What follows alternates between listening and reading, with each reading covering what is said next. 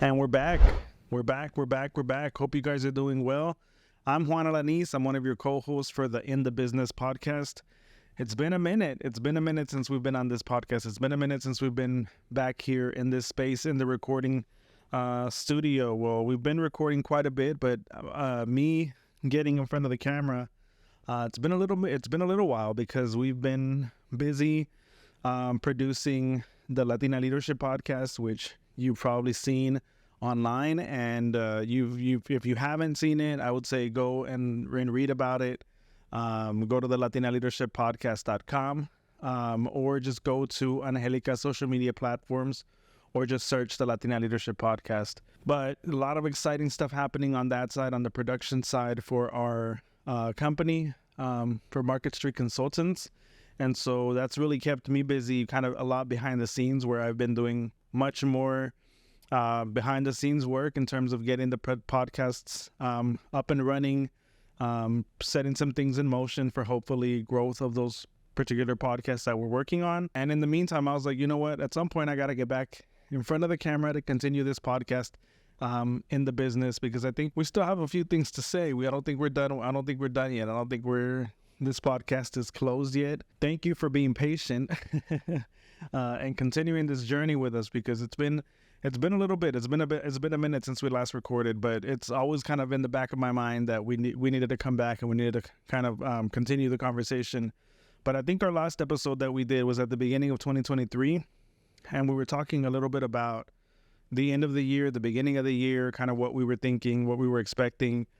I'm not going to get into like predictions or, aspirations right now. I think we do have them. I think we're hopeful. We're looking forward to a great year. So far, it's not been a bad year. It's been a pretty steady and good year for us. And, I'm hesitant only because I'm not the type of person that likes to plan or likes to put things out there too much. But I am excited. I do feel like there's a lot of good things happening. And I think there's a lot of good possibilities. So if you want to support us, if you're interested in learning more about what we're doing, I think social media is probably a good place, and probably following some of our company and on some of our accounts that we're doing would be a good place to do that. So again, the Latina Leadership Podcast, Market Street Consultants, Big Oak Tree Media. I'm kind of getting back into social media again, so my Juan of Words accounts would probably be a good place to follow me and see what I'm up to. So anyways, long introduction, but I just wanted to say I'm glad to be back. It's good to be back. Angelica's not here right now, so I'm doing this episode solo. But the idea is that we're going to continue recording together, and then, some episodes I might record on my own, some episodes she might record on her own. But we want to continue giving you guys content and continuing to have the conversation, not bringing back, but to continue having this conversation on this platform. So without further ado, let me just tell you a little bit about my guest. So this guest is somebody that I've known for, I would say for a couple of years, for many years, since I became a journalist, let's say that. Since I became a journalist, and that was back in 2003, 2004 timeframe, is when I really kind of delved into the freelance world as a journalist. And Joy Sewing is somebody whose byline I was reading back then, who I kind of knew who she was, even though she probably didn't know who I was. And eventually over the years, as life would happen, as things would come together, we did end up crossing paths a few times. And I think we knew of each other. I will say that, we definitely recognized each other when we saw each other in the room. Maybe we didn't know too much about each other, but we knew who we were. We knew that we had similar we were in the same field at least. But over the years, I've seen Joy kind of progress through her career here in Houston, and it's been quite impressive. And I just happened to be at an event earlier this year where she was there, and I thought about it as she was presenting a panel with about diversity with three other women, and I thought about it. I was like, you know what, she would be a great podcast guest. So I was like, as I say, it never hurts but to ask. And so I went up to Joy and I said, hey, Joy, I have a podcast now. Would love to have you as a guest just to hear more about your story. And so that, people can get to know you a bit better. And one thing she shared with me during the conversation at the end was that this was one of the first times that she's actually taken the time to, or she's been invited to take the opposite side, because normally she's the interviewer. But this was one of the first times that she actually got to sit on the opposite of being a reporter and be the one that was being interviewed, which I was pretty excited about, to be able to be among the first people to do that with her. But I think once we get into the conversation, if you're not familiar with who Joy Sewing is, she's the culture columnist for the Houston Chronicle. She was previously a fashion editor and writer for the Houston Chronicle. And she's just done a great deal within the journalism space throughout her career. She's definitely a leader. She's definitely somebody who is intentional about the things that she's doing and how she's building her career, how she's building her legacy as a woman of color, as a journalist of color. So, it was very insightful to learn her perspective. And I think one thing that I took away from the conversation definitely was something that she shared, I think a little bit in the conversation, but then also afterwards when we were talking, when we were wrapping up. And she said, because I think I introduced myself as a former journalist. And she said, I think a journalist is always a journalist, whether you're practicing or not. You're always a journalist because you always have that inquisitive nature. You always have that creativity to look for stories, that creativity to want to investigate and to research and want to find out things that maybe other people are not as curious about, or no se atreven to ask those questions. So I did appreciate that, and I was like, what, for me, I feel like I don't really claim it because I don't practice journalism anymore. But I do realize that I do have a lot of those instincts in me still as a journalist. So I told her, I was like, I'm going to take that with me. I'll think about it the next time I say journalist. I don't necessarily know that if I have to say former journalist, because I think she was right to her point. Once you're a journalist, you're kind of always a journalist. But anyway, Joy Sewing, culture columnist, author for the Houston Chronicle. She's a great guest. We had a great conversation. I hope you enjoy it. Take a listen and let me know what you think. Well, Joy, thank you so much for first agreeing to this conversation, for allowing us to come up here into your space, to your workspace, and to be able to talk to you, have this conversation. I'm excited about it, so thank you. Thank you. I'm excited as well. So thank you. And I know, this came about because I've known Joy for a little bit. I'll say we've known each other, because we've been in the same circles, I think, sometimes. And I've seen you. I've known your byline for sure. And we were actually at an event where you were hosting a panel with Dr. Lara Murillo and a few other authors. Absolutely. And the conversation that you were having was so insightful, and I just thought it was really interesting. So I was like, you know what? I'd love to have Joy on the podcast. I wonder if she'd agree to it. And if she'd be open to it. But luckily, we lucked out and you said yes. So we're here today, and we want to just start a conversation. So I know in that conversation, in that panel that we were at that day, you mentioned that you were a fellow, that you came through to be a reporter, to be a columnist now, as a fellow. Can you tell me a little bit about that process? Well, during the time when I came out, and I graduated from University of Houston with a degree in journalism, and I always wanted to be a journalist, and I had plenty of internships and everything during college. But at the time, there were a lot of programs around the country that were to get more ethnic minorities into the newsroom. And so I applied for one and was a recipient of, it was called the Cap Cities internship program. There might have been another name for it.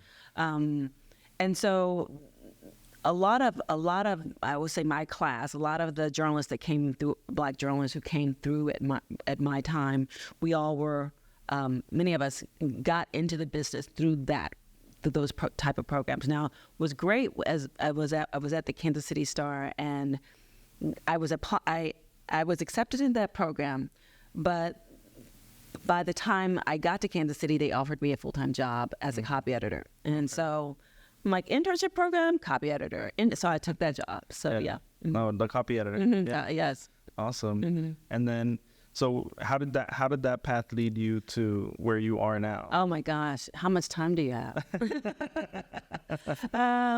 Well, I'll try to make it pretty quickly, and just kind of give you the stops along the way, and not tell you how I got there. But I was at the Kansas City Star for about a year, and I was pretty young. I was a young graduate, and my boss at the time, Kay Reed, who I'm still in contact with, she left to go to the New York Post to head up they were establishing a new features section, and within about 6 months, she called me to New York and asked me to be one of her editors. So Nice. I sold all of my little belongings and moved to the big city, Big Apple, and it was exciting and interesting and scary, and they didn't like Texans very much. I did found that out. And it was a different breed. Yeah. It was a wonderful experience. But it was the first time I got laid off. Yeah. And that was before layoffs were cool, before everybody was getting laid off. So they let it go for about a year, and then they laid everybody off. It was kind of heartbreaking because they had so many journalists from around the country, LA Times, Chicago Tribune, that they hired. So anyway, I'm trying to fast track it. I moved back to Kansas City because I was not trying to come back home to Houston to let my dad tell me, I told you about going into journalism.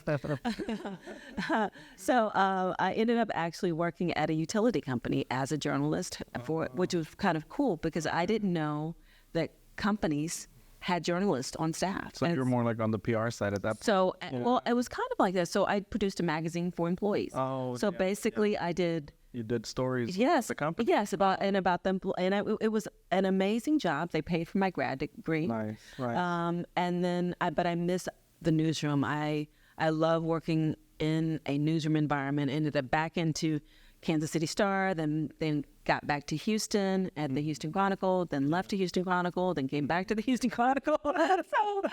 And I was a fashion editor here for about 14, 15 years. Wow. And transitioned into the first culture columnist. The summer of George Floyd's murder, it was shortly after that. So, yeah. And I want to come back to the culture columnist because I think that's really interesting. And I think it's great that we have that in Houston. I mean, I think as a city. But I want to go back to the conversation you mentioned about your dad. Had anybody else in your family been a journalist or no? The opposition from your dad? My dad was an engineer. He was old school, and he believed there were three or four significant careers: are engineering, medicine, and becoming an attorney. Okay. And if I didn't, and everything else was like insignificant. It's like, and I remember him sitting me down, and I always wanted to be a journalist from a very young age.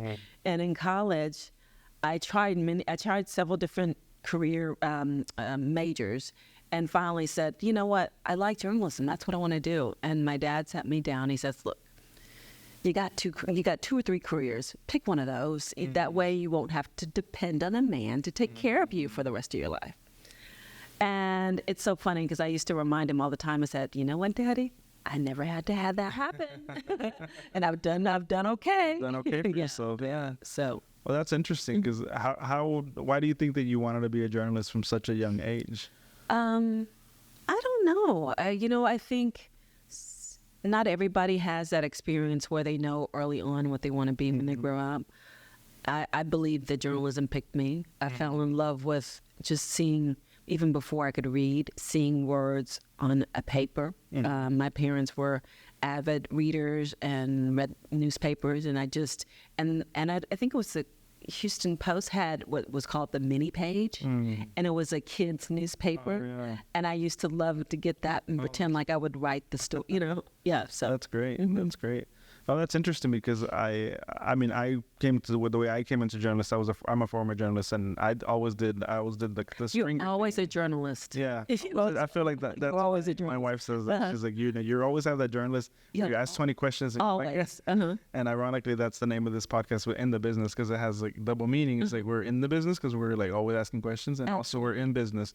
But for me, it was the path to journalism was a little bit different because I had never been exposed to journalism or writing or anybody. So, that was in that field. So to me, it was completely foreign, completely new. So when I walked into this world and, luckily I just happened to come across somebody who I met, Claudia Coker, who was like, hey, you know what? I'm going to introduce you to somebody. and I ended up getting into working with the neighborhood section. But it was kind of, I feel like it was kind of by accident, but it was on purpose. And so for me, the path was a little different. But I think in terms of the diversity that I saw in the newsroom, and the acceptance there, I think there was a lot of openness to bringing in more people of color into the newsroom back then. And it sounds like when you started as well, it was the same thing. I really believe there was actually a lot when I came into the business than it is now. It seems. There were a lot more initiatives. There was a much more talk about what they call parity in the newsroom, and now I think so many media organizations are just trying to survive. And when that happens, a lot of those initiatives, a lot of that kind of goes to the side. You know? And it's tough. I mean, the news industry is a tough industry to be in. It is. I mean, I worked in a couple of Spanish language newspapers too, and that world was interesting to see because they were struggling also, you know, really a lot. And I think their struggles were a little bit different, even though I think they shared struggles as a mainstream media. But I think in Spanish language, it was just, you know, the consumer. Yeah, there's a lot of Spanish speaking people in Houston, but you know, they're not all necessarily consuming Spanish content. A lot of them are consuming English content. So that was kind of a fine line to figure out who was the real target audience, because it was a little bit muddy in terms of what that looked like. But do you think in terms of the diversity that we're talking about, do you think it's because the newsrooms are struggling a bit now that there's less focus on the Absolutely. Okay. I do. I believe that. I think, you know, when your profits are down, or when everybody is struggling in the economy, you know, we've lost so much ad revenue, just, you know, the changes in technology. And I do think that becomes, you know, focus on survival, and not really understanding that part of the survival is having a diverse newsroom. Right. You know. But then at the same time, obviously there's a priority put on here because you have your culture columnist, and you know that says, I mean, those two words, I mean, could mean so much. So like, how do you explain kind of what that means?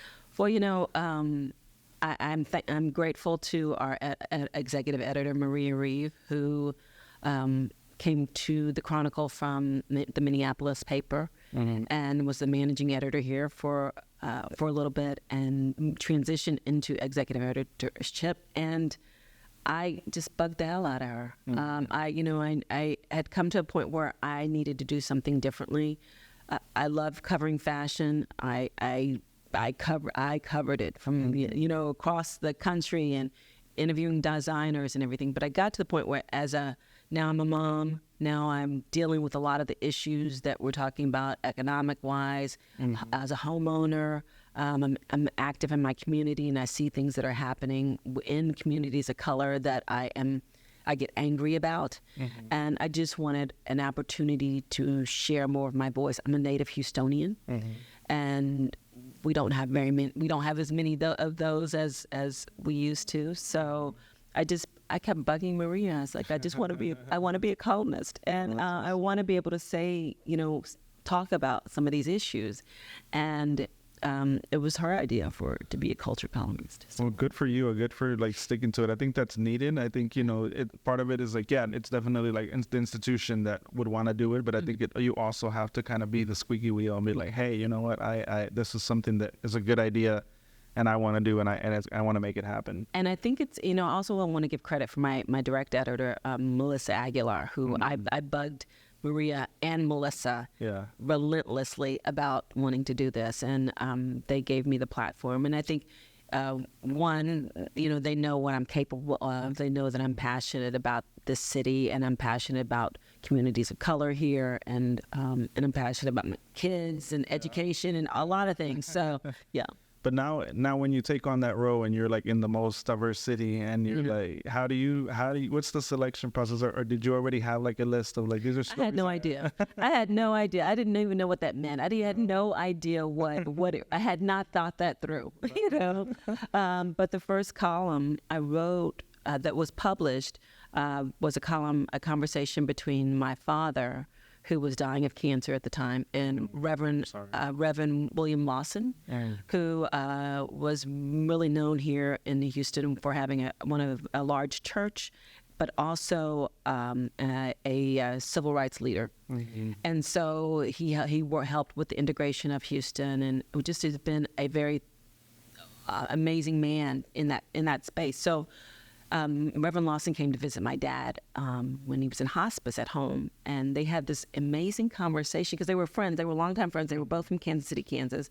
I had never heard them talk like this before. They talked about old times, and then they talked about walking with Dr. Martin Luther King together. And I'm like, hold up, wait, Daddy, he never mentioned that before. And so it became a nice column, just a tribute to him and their relationship, and these two old Black men just sharing stories, and it was quite beautiful. Sounds pretty powerful. Yeah, it was. And so that was my first one. And then afterwards, I mean, there were a series of things that were happening. You had the George Floyd protest during that summer that carried into the fall. You also had the election of Kamala Harris. Mm-hmm. And so I was able to write about some really significant things in our history that were happening at that time. And so, yeah. And now that we're kind of we stepped away from that a little bit now. What does that look like today? The when you're sitting down to decide like what stories are next, or which columns are the ones you want to talk about now? Yeah, well, it's interesting because I'm constantly looking at the news. I'm constantly looking on websites like other major newspapers, and seeing what they're doing. I pay attention. Like this morning, I just heard about how California is going to allow people to use accents in their names on legal documents. So and then I look to see, does Texas do that? And Texas does not. So Texas is one of a lot of states that does not allow accents in your on your legal documents, and that takes away from the culture of many people who, as particular people of Spanish descent, who have accents in their names. So I look at that and I'm like, okay, that would be something interesting to write about. And then I think about, okay, who can I talk with, and who will, give me access and to talk about that. So, I write about a lot of different things, and race seems to be a lightning rod still. Whenever I write about anything racial, particularly anything related to Black people, I get a lot of hateful. I was going to ask you about that, what the backlash is, because unfortunately, I feel like in today's political climate, anytime, that just comes with the territory, unfortunately for you, I would assume. Oh, yeah. How do you cope with that? Like not only as a journalist, but as a human being, how do you cope with that? Just don't read it. I said I have to stop reading the column. Smart. Because when I go back and when I go read them, I'm like, I just get mad all over again. And I think, I spend the last 2.5 years writing about, specifically writing about people of color. Mm-hmm. And I spent the bulk of my career writing about non-people of color, not people who are not ethnic minority. And so I just think it's like, I get really mad when I see comments. So I try not to. Yeah, and I mean, you can't help but to take them personal, like when you read stuff like that. Even if you're very thick-skinned, yes. As you like, most people say, like I say, like I'm very thick-skinned, but some things, words do hurt. Oh, absolutely. And then some of them cross the line where they have been threatened my family, threatened my, coming to my home. So I have to take security measures for that. So sorry about that. Yeah, people are just strange. Yeah. No, it's unfortunate that's where we are. But I think there's also, I think on the flip side, do you feel like that your voice, you being that voice, you putting that out there, you being the message, like what is it that motivates you to continue, and to how do you feel about being the one voice that in the Houston Chronicle, and the fourth largest city in the United States, that's putting out these stories, talking about race openly, and not shying away from it, despite the fact that you're receiving all of this negative. Well, I think what motivates me is when I'm out at someplace, and somebody randomly comes up to me, and when they find out who I am, they're like, I read you all the time, or I love what your columns, and I love what you have to say, and I love that you're from Houston. That's what motivates me, and it also motivates that I'm very passionate and I feel very genuine about how I feel about different issues, and I want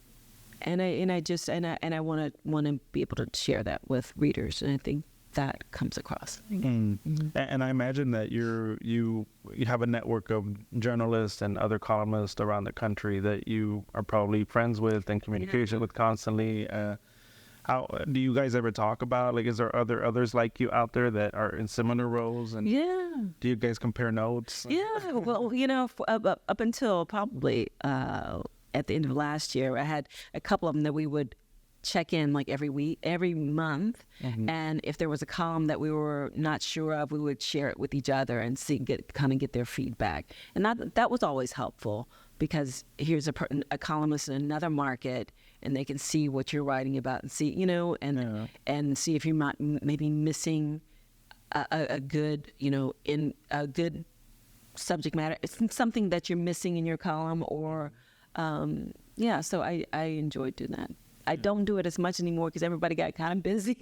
But yes, there are other columnists out there who are doing the work that I'm doing, and doing it probably a lot better than I am. But so I learned from them too. All right, are you having as much fun as I am? Because I think I'm enjoying this conversation. I'm enjoying getting to know Joy. I'm enjoying getting to understand who she is. And I want you to continue listening to the conversation. I want to hear from you. I want to hear where your thoughts are once you are finished listening to this conversation. So I want to talk a little bit about Joy, like you growing up and your personal life, like what that is like, and just to get a better understanding of who Joy is as a person. Well, I'm from Houston. I grew up in Third Ward area. I was a very creative child. My mother would tell me, would say, because she only recently told me this. She said, "You were the most highly motivated child I've ever seen in my life." Oh, wow. That's a great compliment. Oh, no. She's like, "I didn't have to tell you to do anything." She said, "You were very motivated." And so I don't know I don't know where that came from. But I always had 15 billion jobs going on. Like, even in school, like I was always doing many different things. Yeah. So, have you ever thought about back to like why you think it's just like? I love learning. Yeah. I love learning something new. I love learning new skills. I think it makes me better, and I'm also a extreme multitasker. Yeah. And if I have just one thing to do, I will drive myself and everybody around me crazy. Yeah. So I need to have many different. Yeah. I function better like that, and I don't know. My dad was the same way. Yeah. He needed, like, if he had just one thing, he will be driving you crazy. You're like, gift dad, it's a bunch of work to do. So I enjoy that. Okay. Yeah. And then, were you an only child, or do you have siblings? No, I have a younger brother. And he and my dad was an engineer. He had his own engineering firm, and my brother worked with him for most of his adult life, and is now with the city of Houston. So, that's awesome. And we live. My brother lives across the street, so I see him all the time. Oh, that's good. That's good. And I grew up. I was an ice skater, so that was part of my life for a very long time. I started skating when I was young, right here at the Galleria, and got into competitive skating, and really thought I was going to go to the ice capades. So you were literally in like yes. active and I was, and I knew that I was not good enough to go to the Olympics, but I wanted to go to the ice capades because I wanted to travel the world. Okay. And that's when my parents said again, like, no, you're going to college, because I think they thought that that was your career path. Yeah, that was your plan. Yeah. So they thought if I didn't go to college, then I probably would not go, and they might have had something to that because. I wasn't the best student because I always had a bunch of jobs I was doing. So I just happened to look at my transcript. Well, they say like when you have so many things, like, it's hard to focus on just one, right? Yeah, I don't know if I buy that. Yeah. I think that's why I've been able to do some of the things I've done in my career, is that because I had experience in so many different areas. Yeah. But I know my strength. I know I'm a good writer. I know I'm a good storyteller, and I know what a good story is. And then all the other things are just kind of bonus. And then how did you decide when you became a journalist, when you decided I'm going to be a journalist, how did you decide that fashion was like, that's where you wanted to kind of focus and where you want to start? That it was kind of interesting because it didn't happen right away. So I said I was a copy editor, and I became a copy editor because I was very shy, and I didn't want to talk to anybody. Okay. So now I can talk. That's hard to believe. Yes. Today. Yeah, I know, right? I know, but I've matured. Okay. But I didn't want to talk to anybody, and so I enjoyed just working with the words and copy editing, and going home, and then.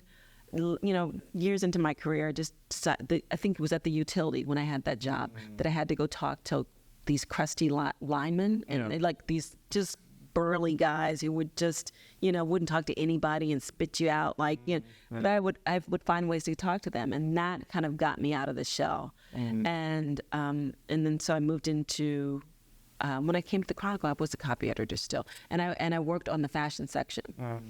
And I always was interested in fashion. My mother sewed so much, and I grew up sewing my own costumes for ice skating because they didn't make them for black girls. Really? Yeah, because we needed a longer skirt in the back because our butts, so we just needed a little bit extra coverage. So you had to make your own. So I had to make my own. Yeah.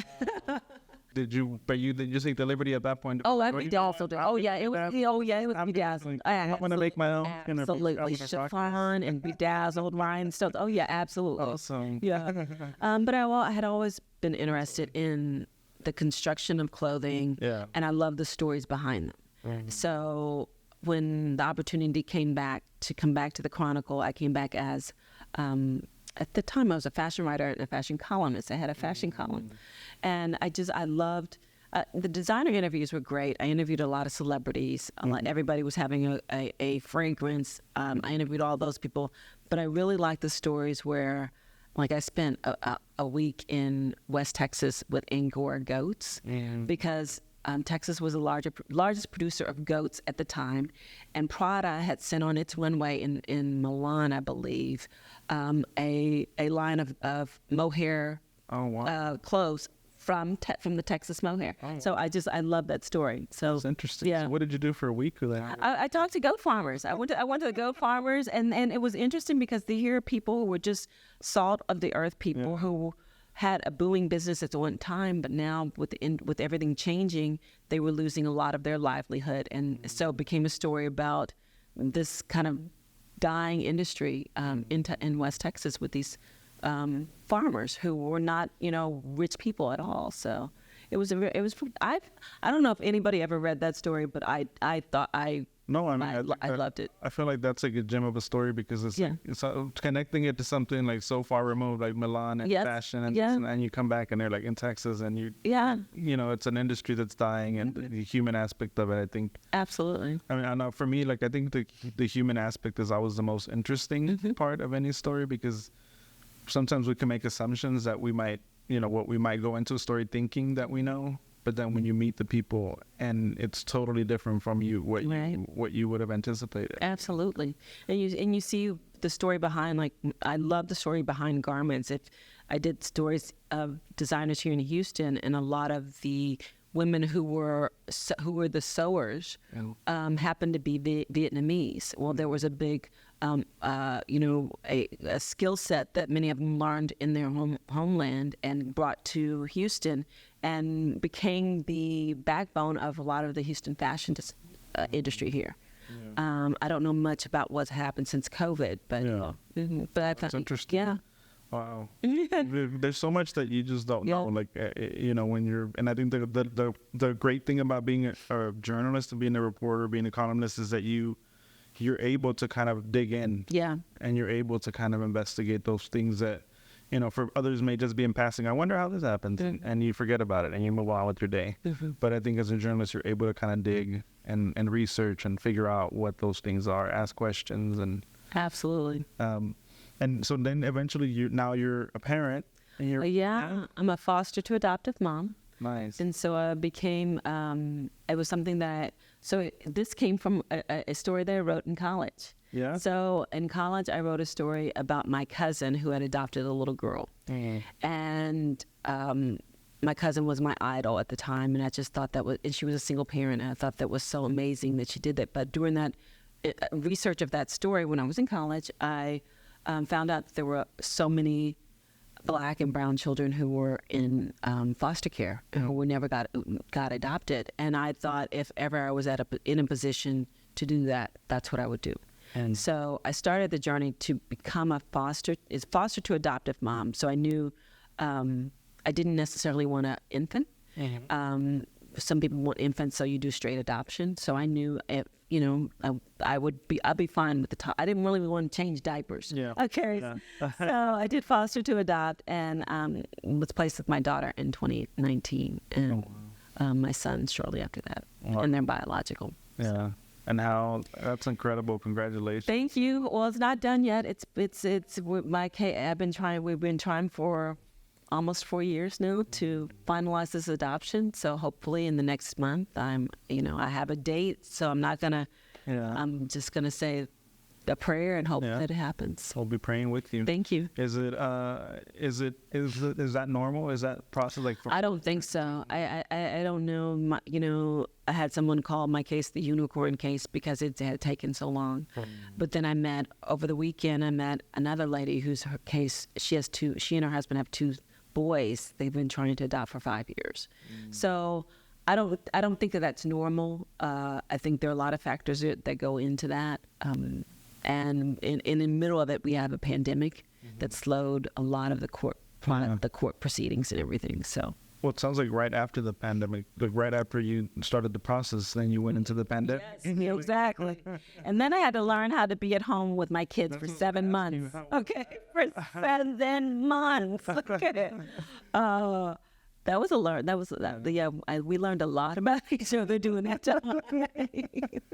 Yeah. But I imagine it also brought you guys closer. It did. It really did. It was during that time my daughter started calling me mommy. And during that time, I was able to take a break because I felt like I was on a race trying to get my kids to school and get to here to the office, and I got to work from home. So so I had time to prepare their lunches and play with them out, push them on the swing outside, then go back in and finish my whatever I was working with, and so it gave me. It gave me a pause and it allowed me to have more quality time with my children. So, yeah. And how would you describe yourself as a parent? As a I don't know. God, coming from the some days I'm winning, some days I'm failing. Well, I think that's all of us. But in terms of like your kind of your aspirations, your beliefs, your values, the way that you are raising your children, is it different from the way you were raised, or like are you doing things like that the same? It's funny you asked that question because we were very active. My mother had us, and she wanted us to be exposed to as many things as possible. So we took classes at the museum, we played tennis, we played skate, we skated, we did all, and I find myself doing the same thing with my children. They're skating and martial arts and all this stuff, and I think that makes them more exposed and more eager to try something new. Mm-hmm. As far as parenting, I want them to be kind people.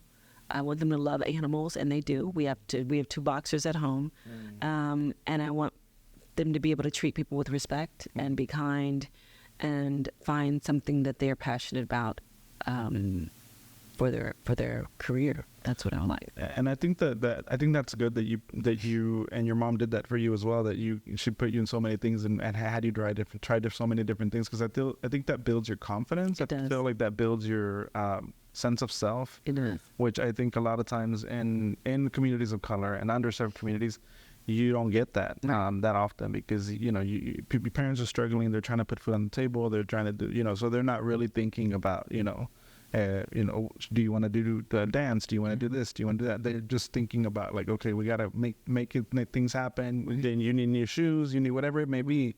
But I think you can tell the difference later on in life, that when you do that those kids start getting a sense of self, because they start to decipher like what it is that they like, what it is that they don't like, what it is they're good at, what it is that they're, they're like, you know what, I don't want to be outside playing soccer. Exactly.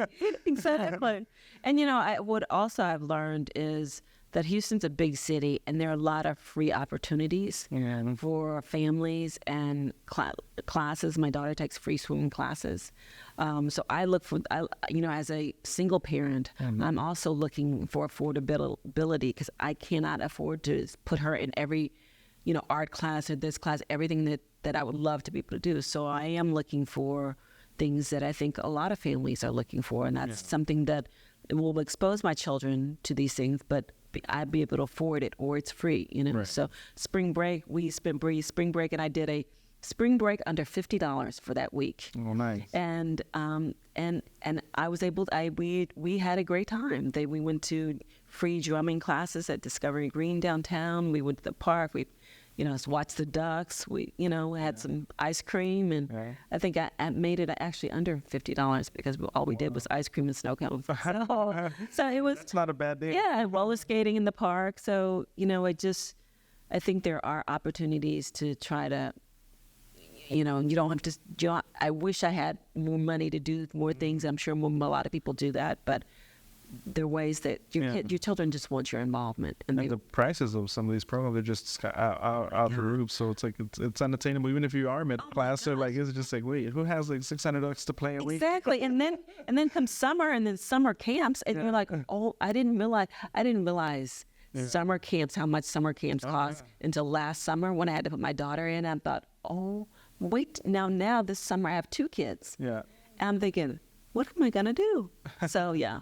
But I think that's the good thing about being in a city like as big as Houston, and that's growing the way it is in terms of all facets, whether it's the arts, the different industries in Houston, is that because we're such a large city, there's opportunities like that come up, and that people are trying to create more opportunities for where there isn't access, to create more access. Absolutely. It's critical. I think people realize that, and I think increasingly in our own communities, people are starting to recognize that, it does help. It is beneficial for our kids. And, I do an annual skating party at Discovery Green in December. And then we just had I think it's the 8th year. And we usually have about 150 to 200 kids from underserved communities in Houston.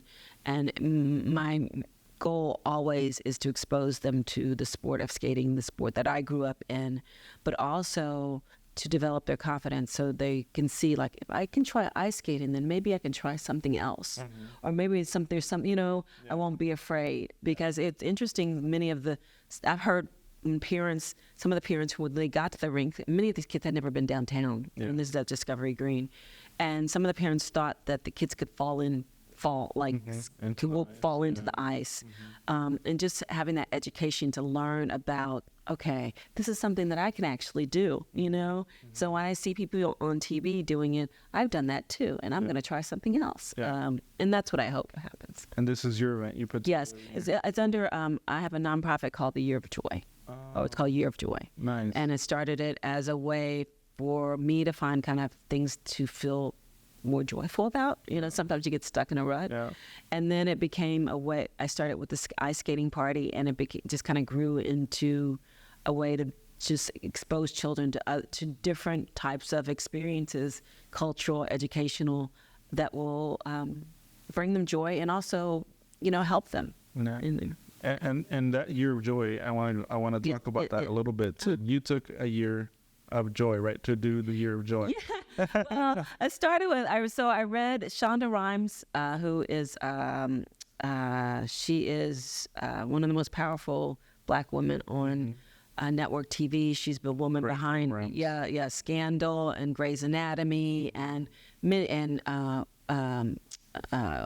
the other one that was on Netflix, many other shows. Viola Davis, right? Yeah, there was Viola Davis was How to Get Away with Murder, and then the other one, Bridgerton. She's behind that one too. Yeah. And I read her book. It was a book of yes, and it was her saying she had always said no to so many things, and she had 3 adopted little girls, children. I think they were all girls. And this is the first time I read a book about a Black woman who was having some of the same issues I was struggling with, just feeling burnout and everything, and what she decided to do to make her life better. And so when I closed the book, I said, I'm going to have a year of joy. I'm going to do all the things that bring me joy that I haven't done in a while. So I always wanted to learn how to tap dance. So I took a tap dance class. I wanted to skate more. I wanted to go somewhere on my birthday. I never did anything on my birthday. And so I went to San Francisco to visit a girlfriend on my birthday, and we hiked. And so I just started doing things like that. And by the end of the year, I said, this is great. It's been great. But I've always wanted to do something for children around skating and to expose them to skating. And so that's how that came about. Nice. And in that year, I mean, that sounds like you summarize it very beautifully. But I mean, I imagine that year was like so eye-opening, and that it was probably like such a like rewarding experience and something that probably changed your life in a way. Yeah, because it gave me my life back. It gave me more control of my life. Like, I wasn't a victim of all these circumstances and all these things happening and all the stressors of life, that I could make decisions that would empower me to be happy and to add to my happiness, and to do things and just that really focused on what is it that I wanted to do. And in that year, was there one moment that was like an aha moment for you, or was it just like a consecutive, situation where you were like everything had a different meaning? I don't know. The tap dance class was pretty fun because I got a colleague to take it with me. Was there one? I think when I went to San Francisco for my birthday, I never publicly celebrated my birthday, and just to be able to go and to be with a good friend of mine, and we just had a really nice time. And I'm like, I need to do more of this, just more things that fuel me. So yeah. So obviously you made an impact now with that. Your 8th year. Yeah, it's pretty kind of fun. Yeah. But when you think about Joy, the woman that you are today, and being a woman of color, being the culture columnist for the Houston Chronicle, when you think about that and kind of where you've come from and all that path, that journey here, what does that feel like? And when you think about the future, what do you think about? Wow. It's interesting. I had a friend talk to me a couple years ago about legacy. Like, you get to a point in your life where you think about what do you want your legacy to be. And I want, I know that I'm a good journalist. I know that I'm passionate about this career. I teach also at U of H. And hopefully I'm inspiring other young journalists to go into this field. When I look back, it doesn't seem like to me that long ago that I was just this wide-eyed college student that just wanted to be a journalist more than anything in the world, and was going into every experience like a sponge, and was talking to people, and I made so many contacts and mentors that have helped me that I still talk to today. And I think about, wow, that was pretty. It was pretty like it. I am in awe, kind of in awe that I knew so clearly what I wanted to do with my life. Yeah. And in awe that I knew I wanted to adopt as well. And I wanted to be a good journalist and a good person, and to hopefully make a mark on this industry and in my community. Yeah. So, Well, I think you've done that. I think you've done that. In terms of the future, and you think about, are you the type of person that thinks about like long term, or you're not the type of person that really makes plans? No, I do think about the future long term, because I see what's happening to the industry, and I wonder where my place is. And I never wanted to be one of those old journalists that they put out to pasture. You know what I mean? Because we've all seen that, and so I tried as much as to stay relevant and to stay as as a multimedia journalist, and keep my skills up in that respect. I don't know what the future holds. I want my children to grow up happy and to see me.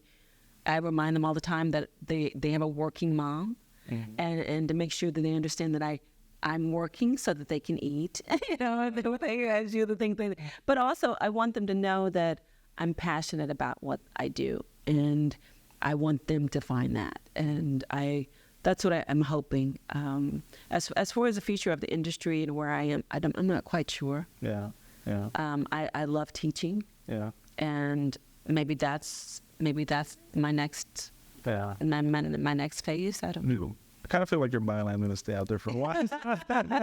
I think teaching's great, but I think your byline's going to be out there. Yeah, I appreciate that. Yeah. Man, who knows? Maybe you would like it'll go from a byline to an author, and you know, I mean, I did a children's book, and very good. yeah, and that was it was based on my dogs. It was called Ava and the Prince: The Adventures of Two Rescue Pups. And that I didn't talk about that, but that was very cool because I always knew at some point I would write a book. Like people ask every journalist, when you're starting out, are you gonna write a book? Right. And I used to say, well, I haven't lived long enough. Like I don't have enough to say. That was my answer too before. Yeah. And then one day I just wrote. I got these two boxer dogs who were just so human-like, and they just had so many adventures that I just decided to just write a little children's book. That's nice. And I didn't know how hard writing a children's book would be.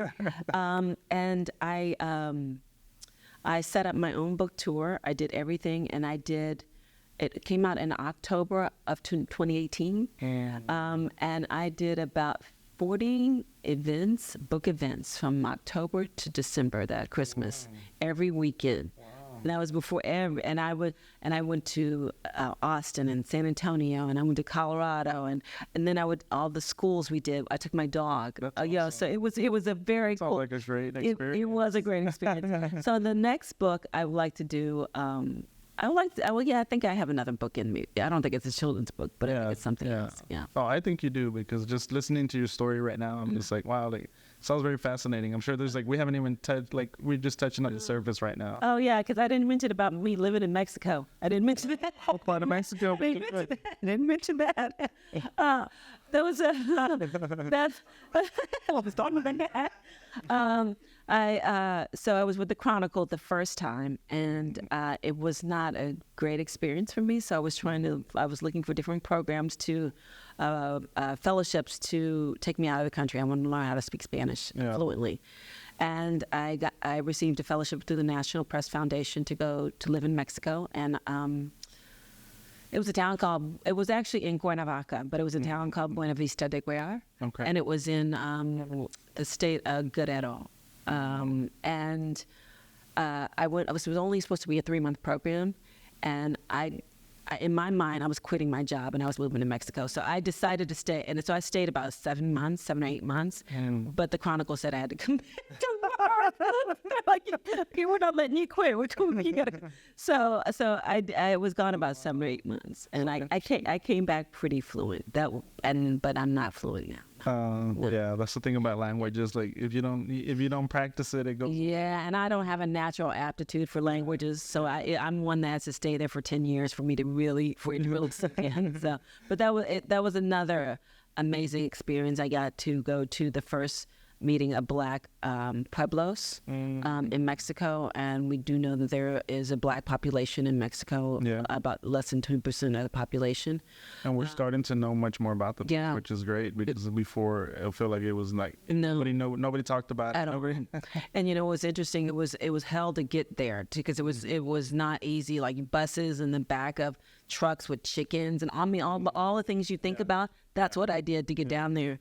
And I was with another journalist from the U.S. And when we got there, it was amazing to see all these children who look like me. Like, I mean, and they were coming up to me, touching my skin and touching my hair, but it wasn't one like, you're it wasn't offensive. It was like, you look like me. Yeah.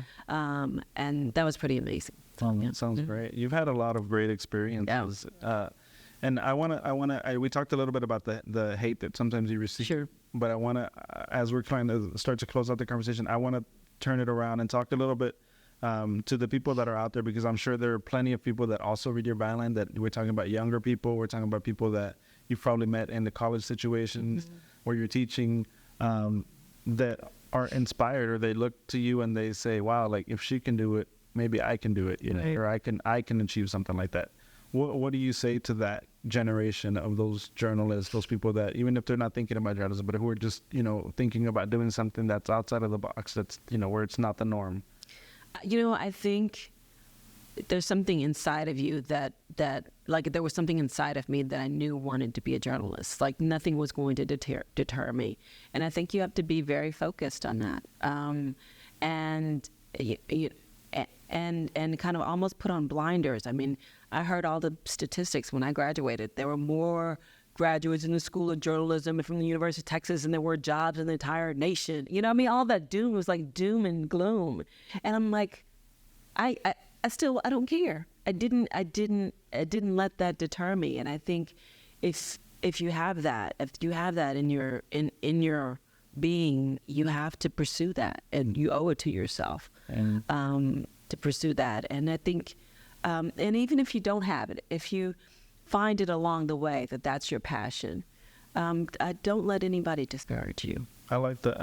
I think that the blinders, like you can learn to put that on, because like you're right. I mean, you're always going to have naysayers about whatever it is that whether it's something you want to do or just something that you are interested in. Absolutely. And I think putting on those blinders is really, like people say sometimes, also like stay in your lane. Yeah. You know, just drive. Don't look around. It's not a competition. Yeah. You know, you're kind of just, if you're focused, then you'll get there. But I think sometimes it's hard to get focused. It is, because people always have something to say about what you're doing, you know. And even when I went to court, when I went to the utility company, and I still consider myself a journalist. That's why I don't like when journalists say I'm a former journalist, because I think you're always a journalist. That is something that never goes away. No, it never goes away. It doesn't say, like a doctor, he doesn't, because he or she not practicing, never say I'm a former doctor. Yeah. You know what I mean? Yeah.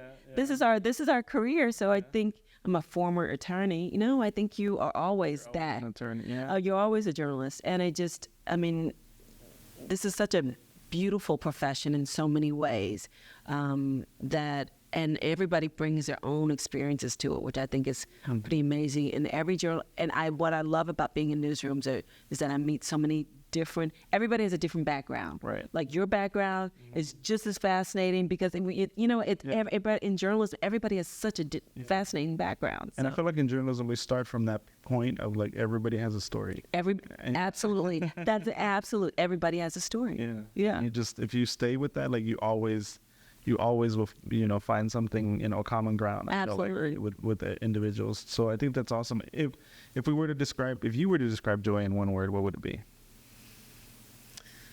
Oh, in one word? Mm-hmm. Or is that not possible? In one word, just one word. Joyful. I like it. I think I'm pretty true to my name. I would have to say that. Awesome. And my mom will probably say the same thing. So yeah. Before we close out, anything else that you'd like to share or say? No, it's been, you know, usually I'm on the other side, so I don't usually I don't get that opportunity to talk about my journey that much. So I appreciate this. And, you know, when I hear myself talking, I'm like, well, that's pretty cool.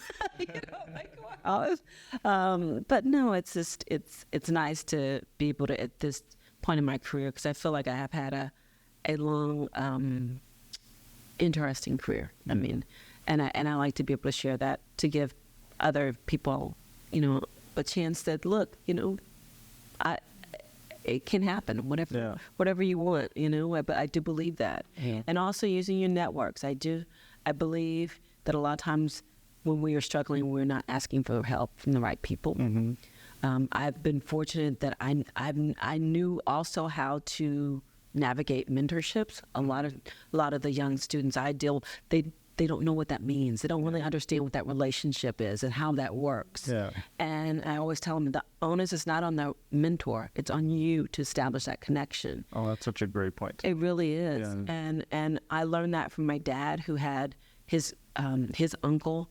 My great uncle was his mentor in a way. And so I watched those relationships, and I was able to understand, okay, my boss who hired me to go to New York, mm-hmm. I stayed in contact with her. And it's the reason why I took my kids to visit her in Atlanta last summer. Wow. I mean, she's now way retired, but it was just establishing those relationships and understanding how important those connections are not for your career, but also for your life. Yeah. And that has helped me tremendously. Yeah, because I think even culturally, sometimes like we're like we're kind of taught not to ask for help, or we're taught to be self-sufficient, and to take pride in being self-sufficient and not having to ask for help.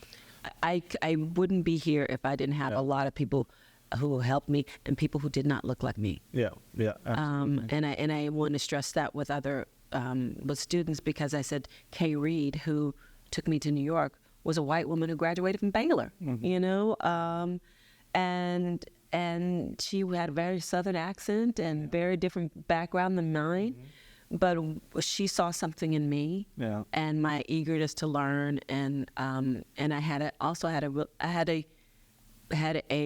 was likable. Does that make sense? Yeah. I mean, I had to say that I was not to say like, oh, Joy, everybody liked you. No, I felt like I had a likable personality, and I think people, when you are genuine in learning and wanting to grow, people gravitate to that. Yeah. And even if you I feel like even if you work up the nerve to ask for help, and maybe that first time you don't get the help you need, it's about continuing to be persistent, and sometimes now fortunately, I feel like there are more people that maybe look like us that are out there that are in a position to help, because and it's not to say that people who don't look like us can't help us, because I've had the same experience with a lot of people who didn't look like me opened doors for me that I was just like at the moment I didn't see what they saw in me, and it took me a while to actually build up my own confidence to say, oh, you know what, I am a good writer. Yeah, absolutely. And you need people like that in your lives to help you see your greatness. Yeah. And I feel blessed that I've had that in my life, that I've had many people. I even think about Louis Duguid was a columnist at the Kansas City Star, and he used to invite me over to his family dinners, and I was just a young, I was young, I was green, I didn't know what I was doing, and he would help me. He would help with my writing skills and help me think about stories in a different way. And at one time I remember asking him, I said, "Why are you helping me so much?" And he said, "So you can help somebody else." Wow, that's great that you had that foresight to ask him. I never asked. Well, because he was always so helpful, and I've shared with him that I've since helped. I feel like I've helped a lot of other journalists come through too. So. Oh, that's awesome. Yeah.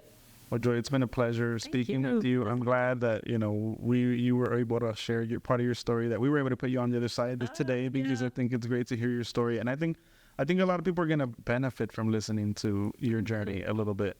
And I know it's not the full journey, but it's a piece of it, and I think it's going to be, people are going to gain so much from it, because I think it's important to see yourself, and then just to hear, somebody who looks like you, and to hear what they have gone through and what they've achieved, and what they're still, getting ready to achieve. Right. And I want to make sure people understand that there were some bad times, there were some times where I had some editors who, I'm not going to call racist, but probably were, and who made my life hell for some time, but I don't dwell on that. I do not. I mean, I know, though there were some very hard times, but there were also some great times, and I felt like, here I am. Well, that's why I feel like the blinders thing is so powerful, because it is that I would say, like, to the word joyful, I would add resilient. Oh, because I feel like I'll take it.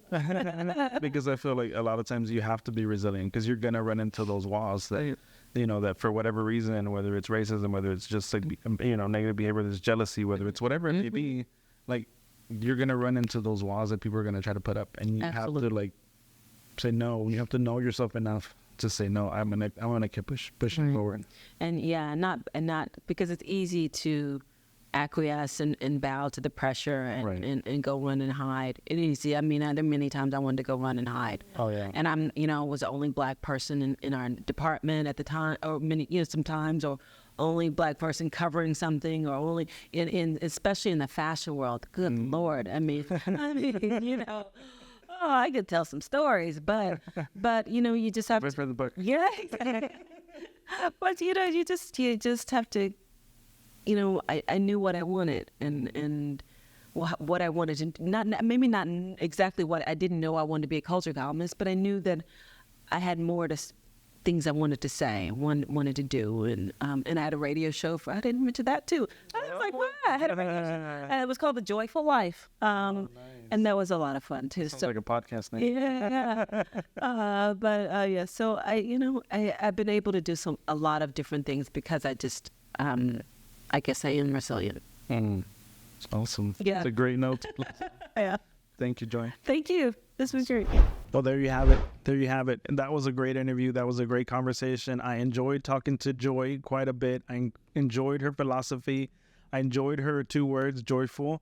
And I gave her I added the word, I didn't give it to her, but I added the word resilient, because I think that's one thing that as not Latinos, but as people of color, I think that we are resilient. We're naturally resilient. We have to be. And I think case in point is her story, her journey, what she was able to share with us. So I hope that you enjoyed it as much as I did. If you have feedback, if you have questions, there's something that you'd like to relate to me, to her, please send them in the comments. I'd be happy to pass those along. And then if you are listening and you enjoyed this conversation, share it with a friend. Tell them about this podcast. Tell them that we are creating great content, and that we have a bunch of other conversations that they haven't listened to yet. We have like over 70 plus episodes already uploaded. So we really would appreciate it if you share this podcast. And also, if you're on Apple, leave us a positive rating, a review. Let us know what you think about the show. Positive reviews, hopefully. And yeah, just give us your feedback. I mean, I think like I said at the beginning, we will be doing more of this interview style shows as well from now on. And then definitely me and Angelica are going to be still doing our episodes together. And then sometimes I'll be co-hosting by myself. She'll be co-hosting by herself.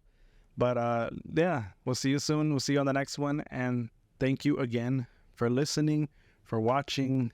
And we appreciate it greatly. See you soon. Hasta luego.